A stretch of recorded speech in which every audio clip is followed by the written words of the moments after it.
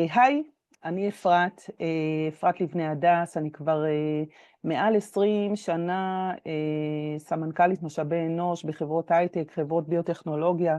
אני פוגשת היום המון חבר'ה צעירים שעברו את הקורונה ועברו את המלחמה, את חרבות ברזל, את מה שאנחנו עוברים פה בעולם הסואן הזה, והם מחפשים משמעות, והם מחפשים דרך, והם מחפשים כיוון, והם מחפשים לא רק להיכנס למסלול שפעם האנשים בגילי היו נכנסים אליו all the way, אלא הם מחפשים משהו קצת יותר שייתן להם חיבור גם לרגש, גם לנשמה, גם לחברה.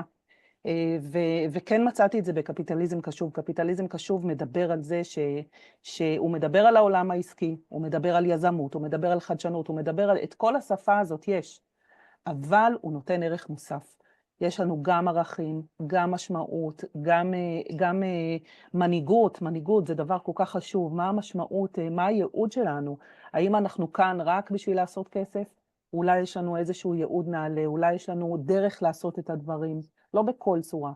אני מצאתי את המקום הזה בקפיטליזם קשוב, ואני מזמינה אתכם להצטרף, אני חושבת שיהיה לכם מאוד מעניין לעבור קורס שמלמד שעסקים אפשר לעשות גם עם משמעות, גם עם דרך, גם עם תרבות, גם עם מנהיגות.